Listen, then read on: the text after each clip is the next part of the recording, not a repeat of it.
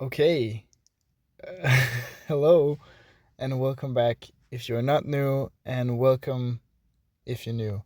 I'm painting again because I do that mostly, and I've been working on this painting for a pretty long time, but that's mostly because I've had exams and other important stuff to do, but also because it's a pretty large painting. It's about 100 centimeters by 100 centimeters, which is a meter by a meter.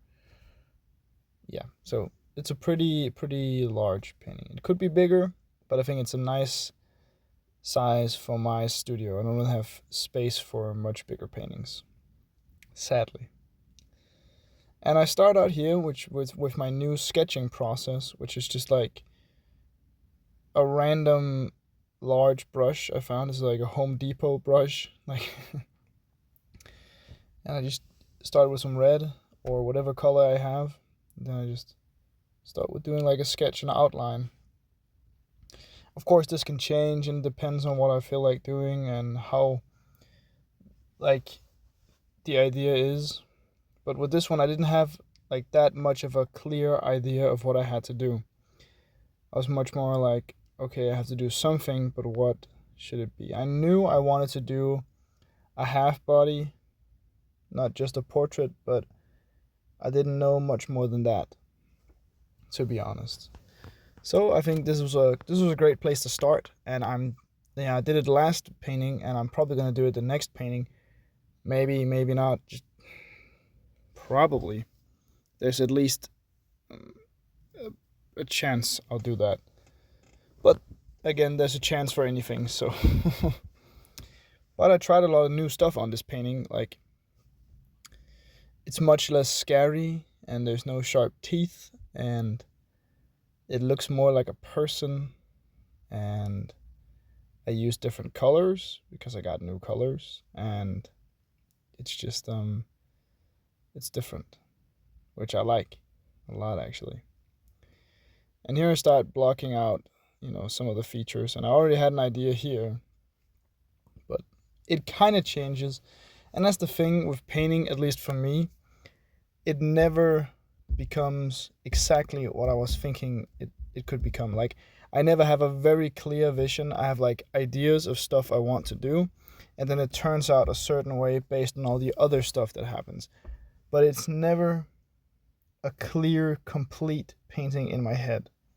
There's, oh, this would be cool to paint, and then I would paint that, and then the other stuff will come to me when I've done that, if it makes sense. So maybe I had an idea that, like for this one, I had an idea that I wanted a half body with a hand showing the palm and an eye in the palm.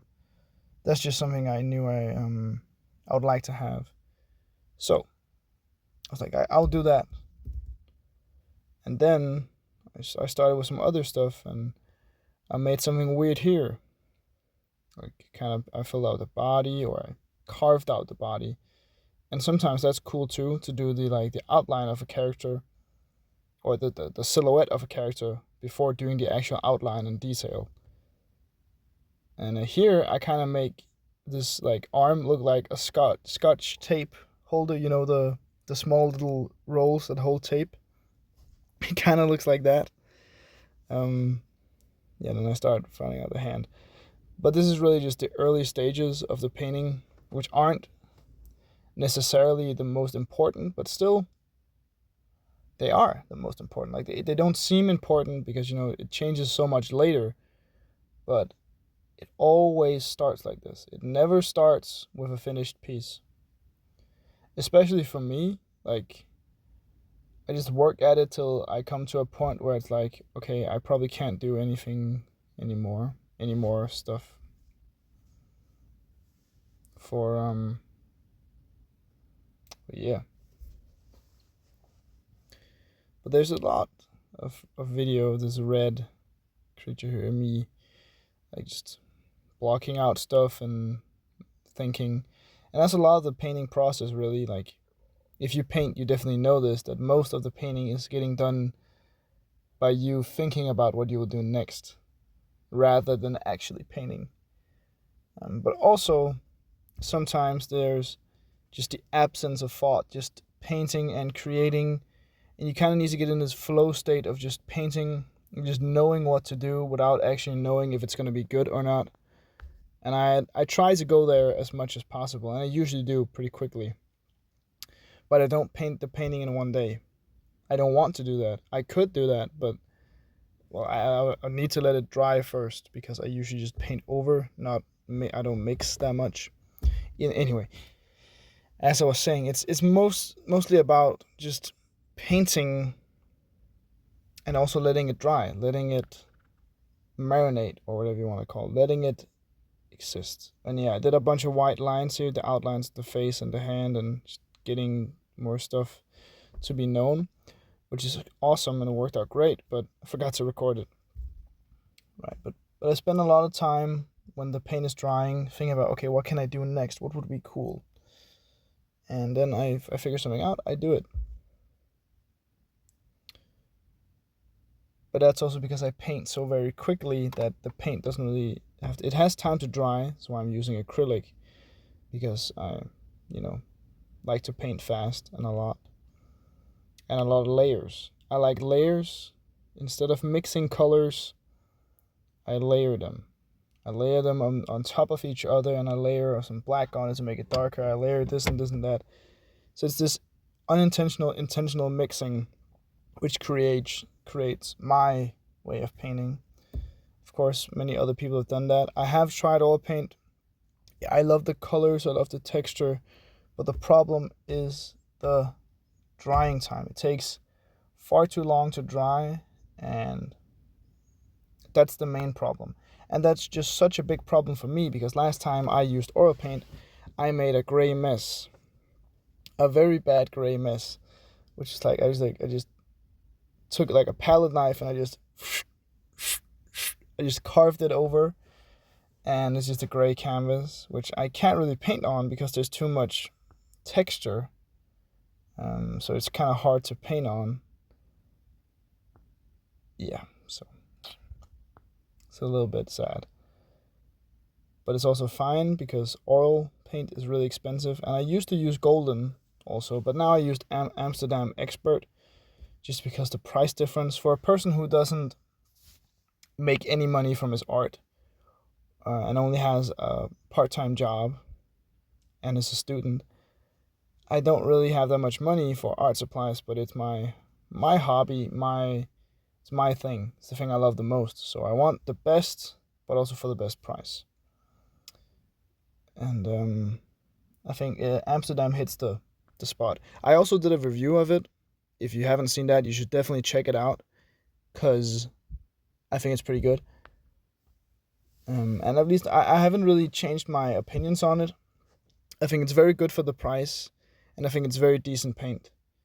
It's not the best in the world, but it's definitely not bad either, and it works great. And to be honest, I might keep using it for some parts, because like there's a lot of other paint types which are more high quality and this and that. Like Golden is just extremely expensive. So until I make money and a decent amount of it, I'm probably not going to be using that, which is fine by me. I could be using the paint from the dollar store or just very cheap paint. But the problem with that is the pigment. So it's not even because I want stuff because the brand or the prestige. It's just because I want the right amount of pigment and right amount of flow and like the quality. There is quality difference in paint. At least I would say so. And I think most other artists who have tried lots of different types of paint would agree. But yeah, you can see some of the already some of the painting coming through here, and what's gonna stay and what's gonna change, and especially how stuff starts out and then it becomes what you saw in the thumbnail. So a lot of the times, especially right here, I was like, where do I go with this and what do I do? But I was already like looking into just turning that side smaller, and definitely that, kind of thin, like it looked like a shark thin in the top there. Yeah, I took that away, which was actually one of the best things I did. and start here with some black. And yeah, so it's just really working it in and doing whatever you feel like. And I know that's very easy for me to say, and I know that's very basic advice, but I mean it. A lot of painting is just about doing what you like.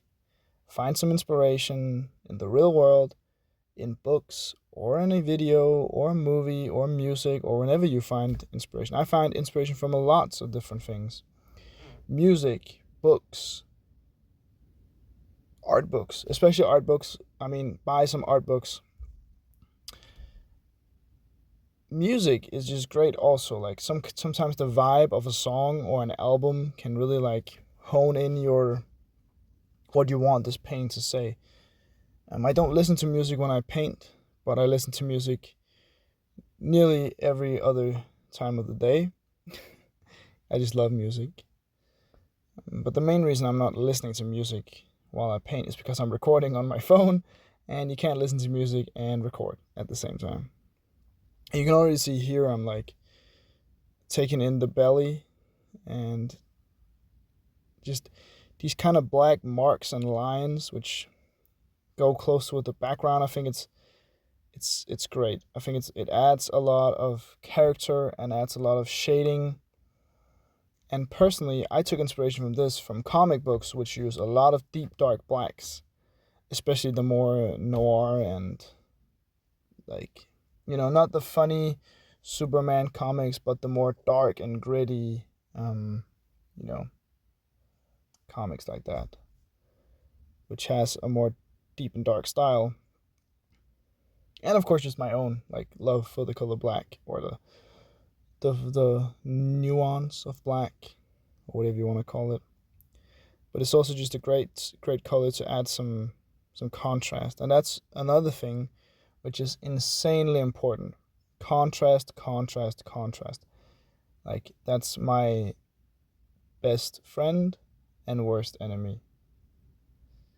But it's really, if the contrast is off, or if there's not enough of it, it can quickly become boring and less vibrant. Because a piece with lots of contrast will automatically be more vibrant and more alive than a piece with less contrast. But it also depends on what you're trying to show. If you're trying, like me, to make your painting stand out and be kind of wild and weird, contrast is great. But if you want your painting to be more somber and quiet and kind of, I wouldn't say sad, but also like, have a deeper kind of sadness to it, it's smarter to do less contrast, but still do some contrast, but do some lots of dark colors and shades and stuff like that. That's also why I do the black background, because black is a cheap color and it goes on black the first layer, but also it gives great contrast to my paintings if when the characters are different colors and mixes of color.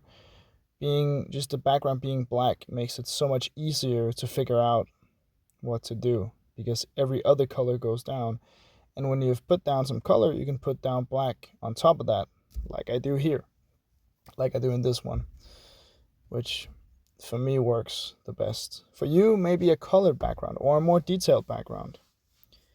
I personally don't. I think the lack of detail in the background creates a really cool effect. It's almost like these people are in some sort of totally black mirror dimension, or in a very dark room, which is of course inspired by Francis Bacon. Really huge inspiration. That's another tip.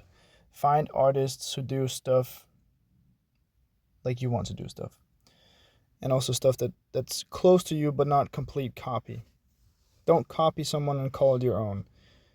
I hate going on social media and seeing some white dude copying Basquiat, and it's like, oh no, don't copy Basquiat, I'm just inspired by him. Shut up, man. I hate these types of people, because the first thing is like copying another artist and calling it your own style is nothing new, and it's been terrible since like forever.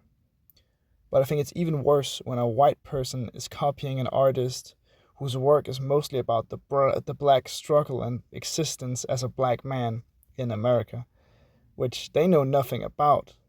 But as many other white people, they try to get this, like, they try to be black, like, which is nothing wrong with. I love black culture, and I think black people have great artists, very inspiring artists, like Basquiat.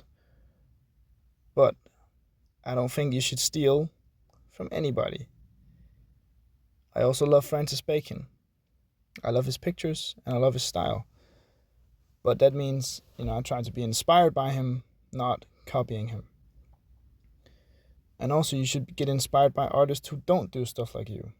Artists who just exist, because they can be inspiring from their lifestyle. So this person, personally, I don't like their art, but I love what they're doing. They're living the life I want. That's also inspiring, and that's a good way of, following up. Like, how can I do this? How can I make a living from art? How can I get to this level? What are they doing? Like, I only started YouTube because of Peter Draws. You probably know him if you have been on art YouTube for a while. And Peter Draws is just a great artist. He's really good. I don't do doodles and I don't do stuff like that, but I really like his doodles. And I like his commitment to doing YouTube videos. And as he says himself, he's technically a full-time artist because he makes money from his art on YouTube, but he doesn't sell that many drawings. Mostly because he doesn't list that many drawings, because when he lists his drawings on his website, people buy them very quickly, which is nice and cool. But I'm inspired by that. That's why I started, because I was like, it's a way of promoting my art, but it's also a way of making a living as an artist without anybody needing to spend a dime. Of course, I think he does prints too, and many other artists do prints and stickers and stuff like that. And I would like to do stuff like that, but it also means that I don't want to outsource anything. I want to have it at home. I want to ship it myself. But another problem is, I live in Denmark, Europe, and I think like 35% of my viewers are American, which is really cool and nice. But that means the shipping from here to there is insanely, it's very expensive. So if I'm trying to sell a print as cheaply as possible and still making a little bit myself, the shipping is going to be more than the print itself, which I think not many people would want to,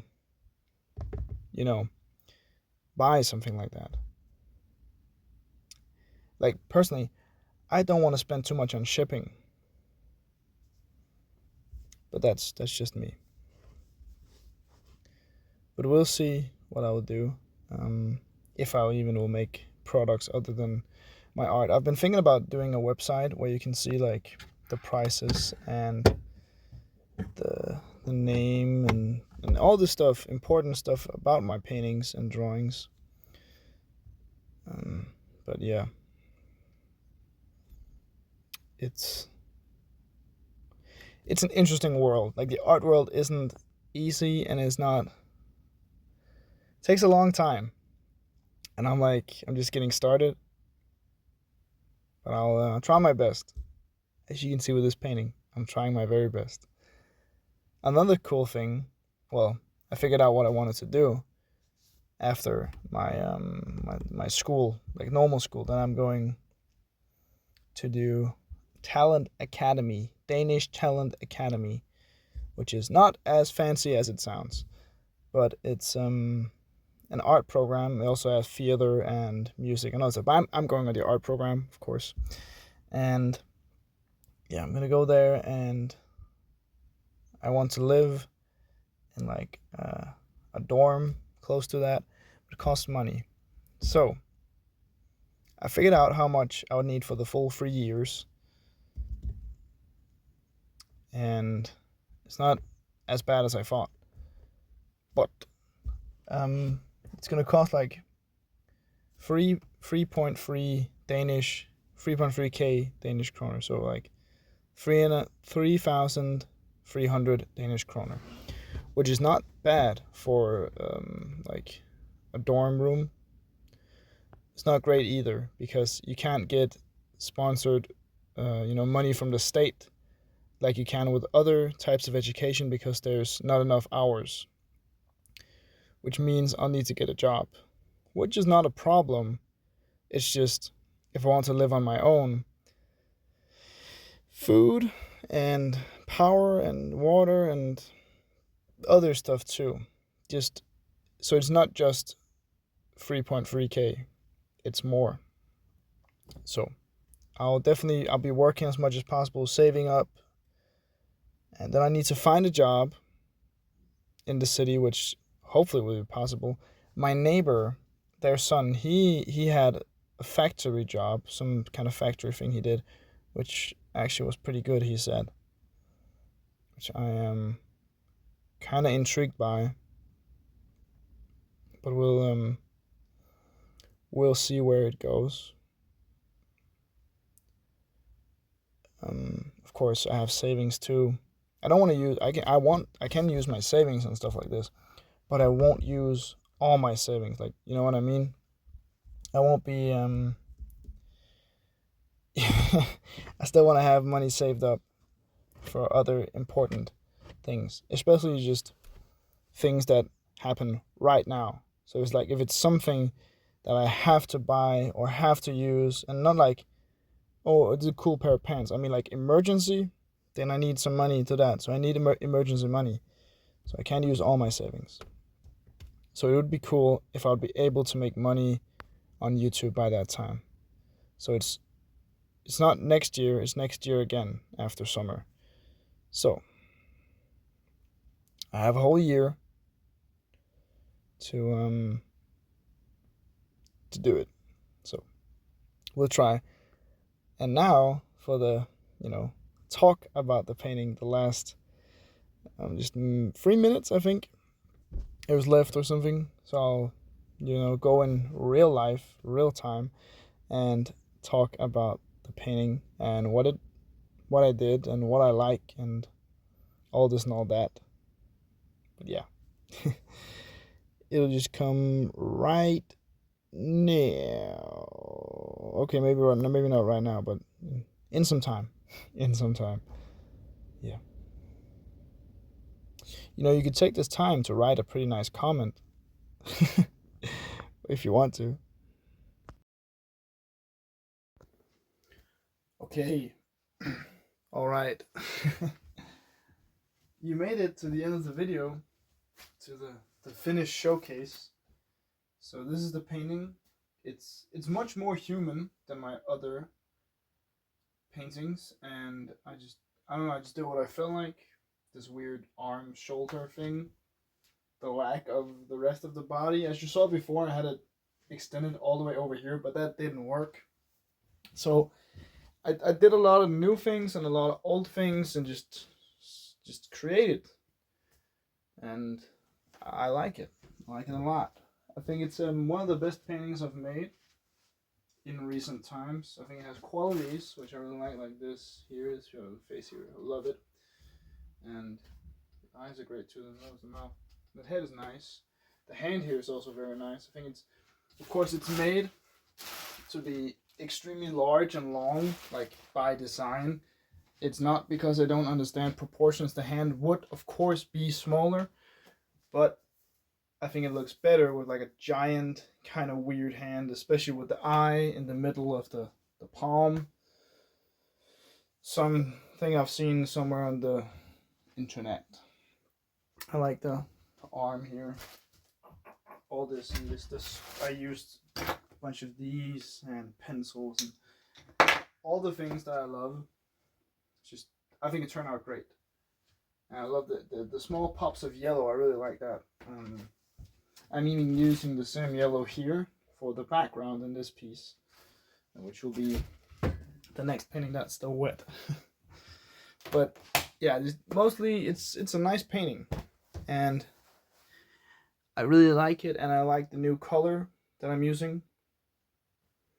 Just doing more crazy things, being more weird, but still more the same, and still like it's not as scary as some of the others.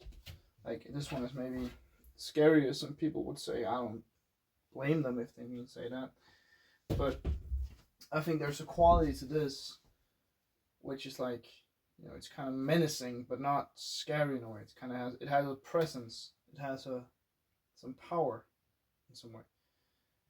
Yeah, I don't know. I just really like it. It's a great piece, great painting, fun to make. Yeah, I don't really have anything more to say. So, if you enjoyed this video, please like, subscribe, comment, all that stuff, because I really appreciate every time you do. And since you made it this far, I want to say thank you again, because you're very special. Not many people make it this far. And yeah.